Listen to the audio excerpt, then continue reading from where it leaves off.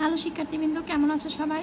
আজকে আলোচনা করব সূচক এবং লগের সূচক চ্যাপ্টারের উদাহরণ 2 নাম্বারের অঙ্কগুলা।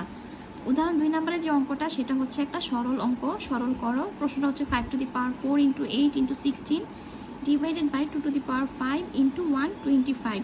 এটাকে সরল করার জন্য বলা হয়েছে। এটাকে লিখব 5 টু দি পাওয়ার 4 যেভাবে আছে সেভাবে, আর 8কে আমি একটু বেস পাওয়ার এই আকারে লিখবো। 8কে লেখা যায় হচ্ছে 2 কিউব আকারে, আর 16কে লেখা যায় 2 টু দি পাওয়ার 4 এই আকারে। 2 টু দি পাওয়ার 5 থাকবে। এবার 125কে লেখা যায় 5 কিউব আকারে।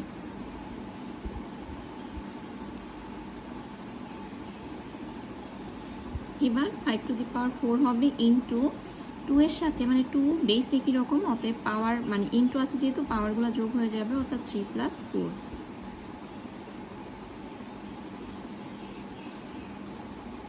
আচ্ছা, এখন 5 to the power 4 R 5 cube এটা লেখা যাবে এভাবে, আর 2 টু দি পাওয়ার 4 এবং 3 যোগ করলে হবে 7 মাইনাস 5। এই যে 5টা মাইনাস হয়ে যাবে।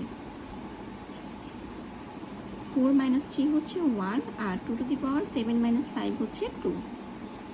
5 ইন্টু 2 টু দি পাওয়ার 4 আর 2 স্কোয়ার মানে হচ্ছে 4, আর 4 5 20। এটাই হচ্ছে আমার অ্যান্সার। আচ্ছা, আজকে এই পর্যন্তই।